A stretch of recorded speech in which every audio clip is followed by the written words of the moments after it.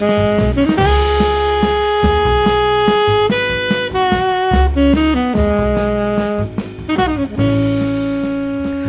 to a new edition of the Neon Jazz Interview Series with Grammy Award-winning jazz bassist Christian Dillingham.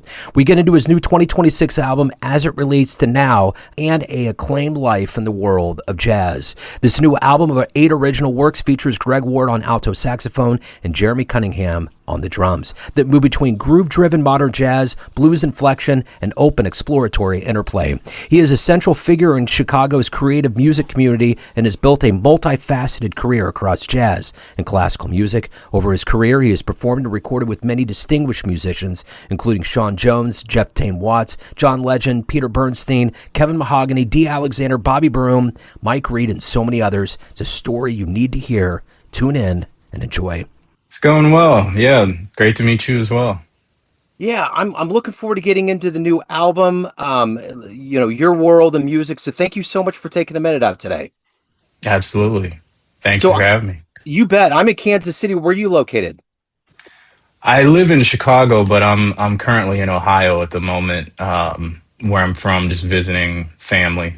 Okay, Yeah. cool. So we're kind of in the same neighborhood. Chicago tends to feel a little bit more aligned to the Midwest and Kansas City.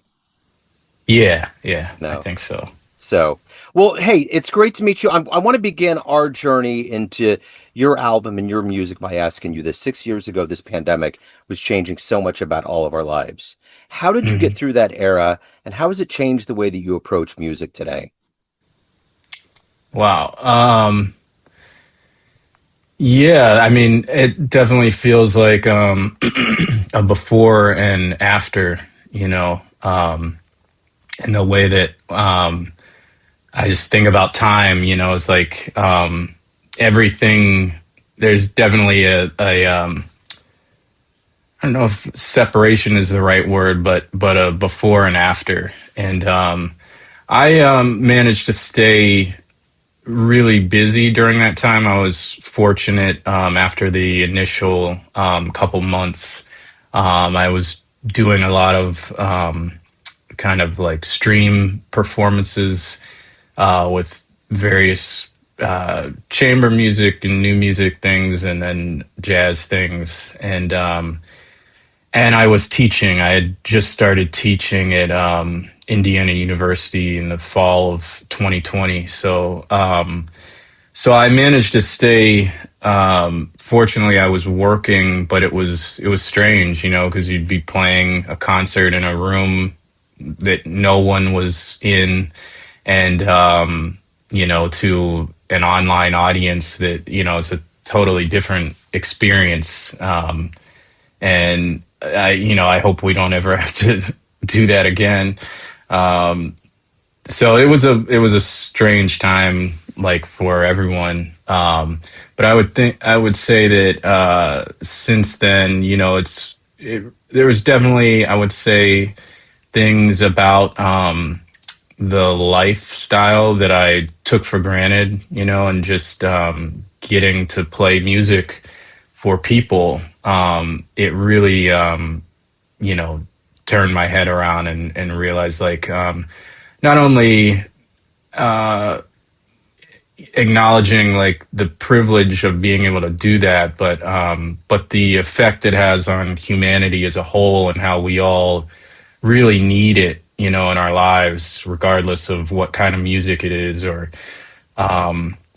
what your tastes are. It's just a necessity, I think, for all humans. And so I try to not let that, now that things are, back to usual, I try not to let that leave my consciousness, and try to really appreciate every opportunity that's given. And I think now, too, in America, with all of the stress of war and immigration and everything that's going on, I think artists and musicians have always played a very key part in making us feel like we're connected. There's a social glue that's going on. We're not traveling too far away from the buoy. Are you thinking more and more as a creative, as a musician, about allowing people to have music as some level of escape from the headlines and to feel connected and to feel comfort? Absolutely. Yeah. I mean, I think, in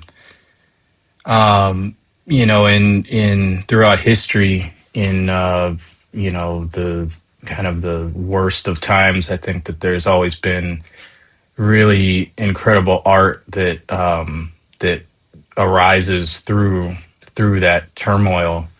And I think that it just plays a even more important part of everyone's experience in these times like we find ourselves in now. And I think everyone is more aware of how art can help us survive these moments.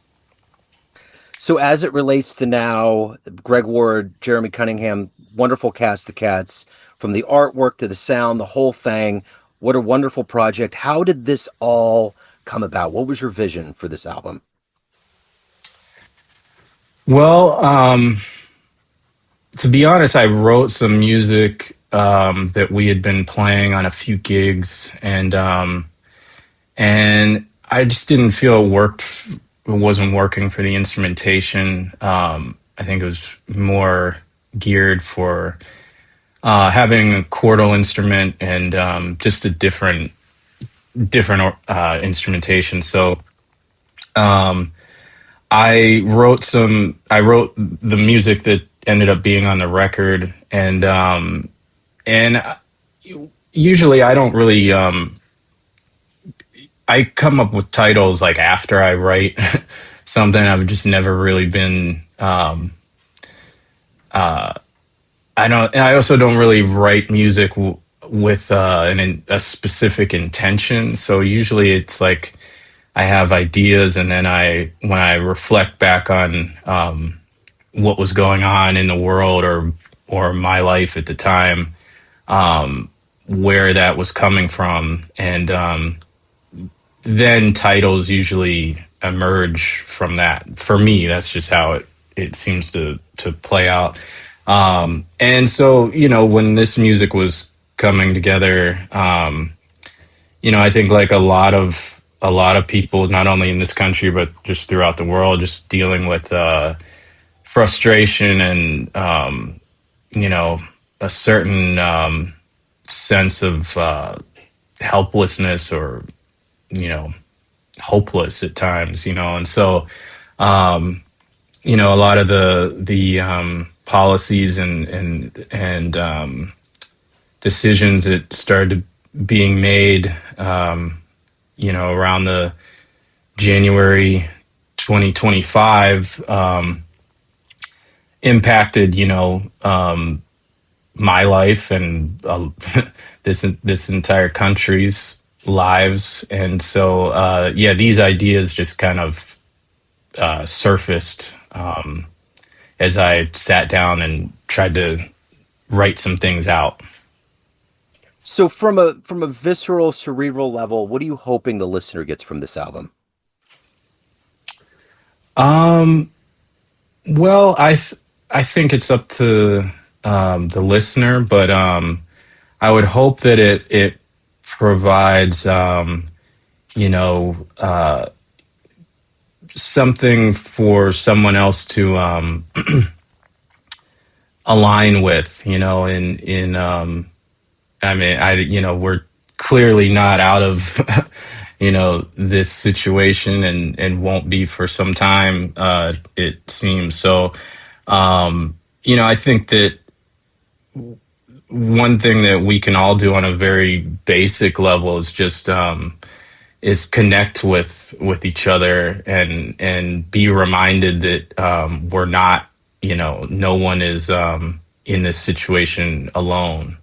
And so if someone feels connected to some of these pieces through that, then I would be happy about that. So let's go back to your roots. How did the bass, how did music, how did jazz, how did all of this become your destiny? Um, well, I originally started playing trumpet, when I was in fifth grade, and somebody comes around with all the instruments, and trumpet really resonated with me for some reason. And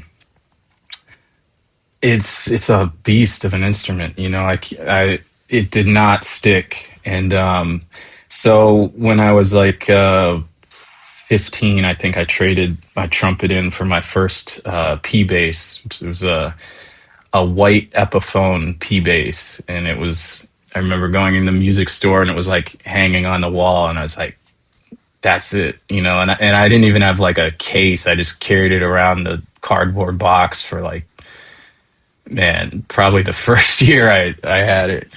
But so, you know, and that was to start a rock band with some friends at the time. And but I had my bass teacher. My parents got me a teacher early on, and he was always his name's Jeff Brummer. He's freelance bassist in Youngstown, Ohio, and he, you know, he did everything. He played jazz, blues, rock. He played in the Youngstown Symphony, and he was very patient with me. You know, I would take him, you know, a CD, like, I want to learn this song, like, you know, most kids start out doing, and he would, you know, he would help me figure it out, and then he kept feeding me, like, you know, this is cool. Why don't you check this out? And so, you know, he started giving me Jocko CDs and Marcus Miller,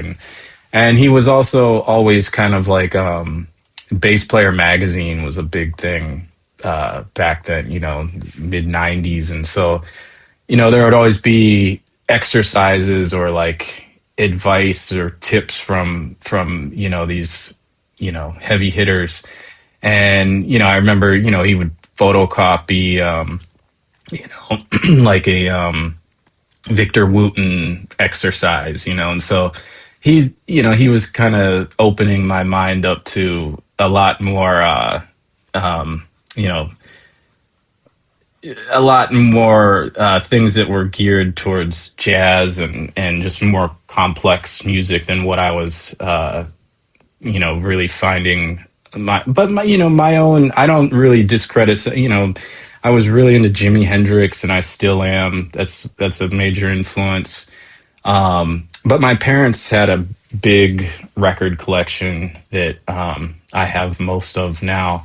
And so, you know, I grew up hearing a lot of jazz and R&B, and they had all kinds of stuff. So what trips me out is like some of the records that they had. You know, I was kind of listening to people that I ended up studying years later, early on, that I, you know, I didn't know their names. And then now I'll come to find out, like, oh, I was listening to Robert Hurst and Reginald Veal and all these people that, you know, within a few short years, I was, you know, fully, you know, studying and so music is such a deep, you know, thing in that way, where, you know, I've been fortunate to meet, you know, some of my heroes since then. But I do have to, my dad was really the one who put the idea of the bass in my mind. I think, like, even before I had my first electric bass, he would be like talking about, like, man, if I had to choose an instrument, you know, the bass is so cool. And I hadn't really, like, I was kind of, you know, at that time, it's like the bass, like, what, you know, I hadn't even really thought about it as an instrument. So I think that was probably the initial, like, seed planted. And then they were very, you know, I think today, I don't know how much this stuff happens, but there was Jeff Bremer played in the house band. There was a jam session that happened downtown Youngstown on Tuesday nights. And it was just a bar, you know, and downtown Youngstown in the mid 90s was probably not a place for a kid to be going unattended. And, but they let me go there on school nights, and, you know, the bar was, I can't even remember the laws at that time, but, you know, they knew I wasn't trying to get drinks or anything. So I was just going there to sit in, and everybody was cool about it. And definitely got my butt kicked every week. And but it was cool, and I was fortunate to connect with Sean Jones played in that house band, who's been a longtime friend, and so I was getting to hear some really great musicians, even from the beginning. So that was just such a crucial part of my development at that time. So, do you remember the first live show you saw, jazz or otherwise, that blew you away? Um, that's a good question. I think that I don't really remember going to a jazz concert with my parents, although it could have happened. But um, I think hearing those people that I mentioned was probably my when I started, like, I was listening to jazz records, and had an idea of what was happening. It was, some of the people at Cedars, Teddy Pantelis. He's a still active guitar player in Youngstown. That was his gig. And I do remember, though, when I actually met Sean, it was a high school jazz band. Like, I don't know if it was a competition, but all these high schools were there, and the Youngstown State top jazz ensemble was like the closer. And so he was in that band. It was just a really great band. And Kurt Kotheimer, who was ended up being a classmate of mine, he was the bass player at the time, who was a really advanced bass player. And so I remember seeing that was a big impact on me, because I think when you just start listening to records, and you're like a sponge. And so getting to, like, having an idea of, like, what was going on, and then, like, seeing it, because it would just, YouTube didn't exist then, so it was just listening to records. And then so seeing people that weren't that much older than me, that was a really impactful experience.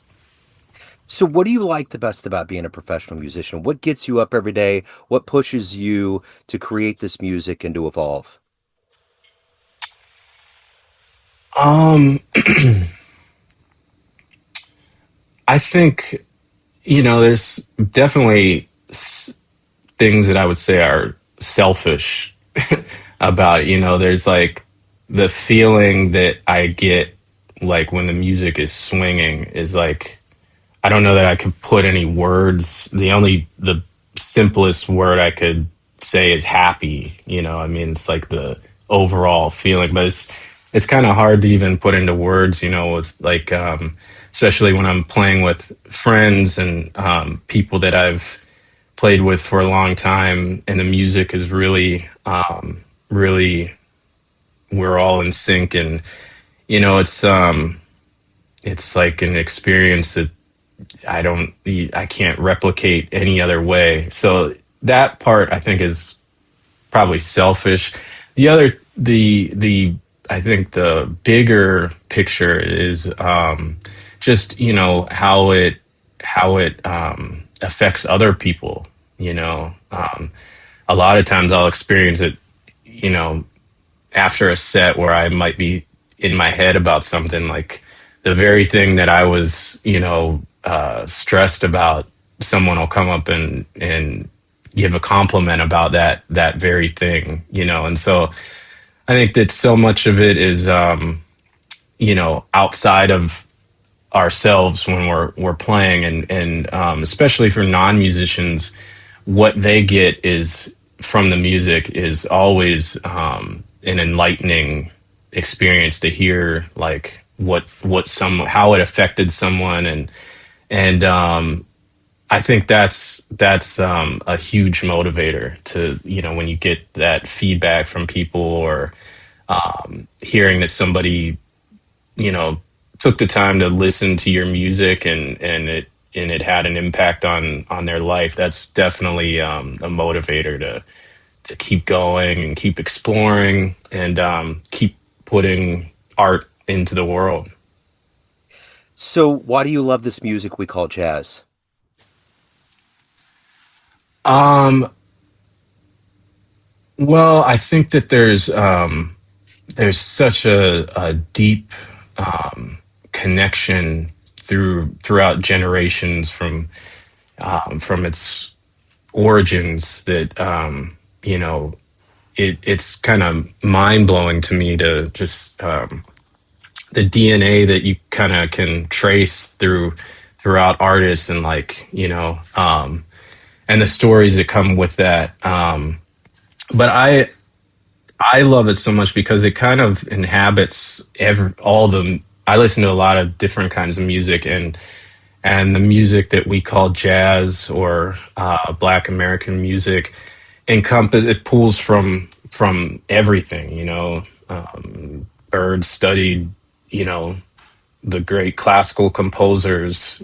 So Duke Ellington, the same. I mean, master composer. So I think that it you find elements of really all types of music, and then it's also heavily based in groove, and that's important to me. Music that makes people want to move their body too. That's I most of not all, but a lot of music that really resonates with me has that element, in there. I got to hit a button real quick here. Okay. All right. Sorry. When I was getting in here, I apologize. So I'm going to ask you this. At the end of the day, everyone out there has a perception of you, family, friends, fans, everyone on the bandstand, but you run the show. What's your perception of you? Who do you think you are? um, as a musician or a person or Well, everybody, you have this different persona or you have this different light with everyone. Everyone sees you in a certain way, whether it's your family, whether it's your friends, everybody on the bandstand, people that know you from the music they get. But you're the driving force behind your persona. Who do you think Mhm. you are? Hopefully someone that is considered reliable and and supportive, um, um, giving, and easy to be around.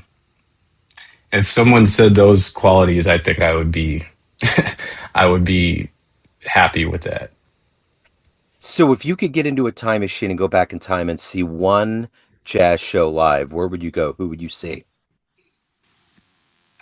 Um, that's tough.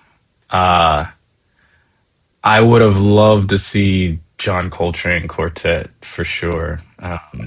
That that's probably got to be in the top three. Um, I would have loved to see Oscar Pettiford, Yeah. um, and I would love to have seen Miles' '60s quintet. Um, you know, maybe around 1965. Um, that's if I had to, you know, without going in, those are probably the the top choices, and then I just flip a coin. For sure. So, Yeah. as it relates to now is the new album, if anybody wants to get a copy, it's obviously streaming everywhere. Is Bandcamp the best place for people to get a copy or download it? Yeah, probably. Yeah. Okay.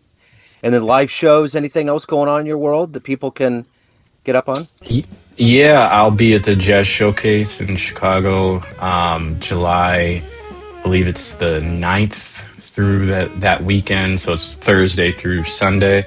That's with a quartet that I have with Leonard Simpson on alto, Dave Miller on guitar, and Greg Archery on drums. And then the trio that's on this record, as it relates to now, we have a date at the Jazz Showcase, or not Memorial Day. I think it's Labor Day, actually. Yeah, Okay. at the Jazz Showcase. Okay, cool. Well, I will make sure to put all these links in the show notes. Christian, great to meet you. Thank you so much for taking a minute out today to talk about the album and your career. I really appreciate it. My pleasure. Thank you, Joe. Great to be here. Thanks for listening and tuning into another Neon Jazz interview, where we give you a bit of insight into the finest players and minds in Chicago, Kansas City, and spots all over the world, giving fans all that jazz. And thanks to Christian for his time and story. If you want to hear more Neon Jazz interviews, you can find us on Spotify and Apple Podcasts. Subscribe to us at YouTube, and for everything Neon Jazz, go to theneonjazz.blogspot.com. Until next time, enjoy the jazz, my friends.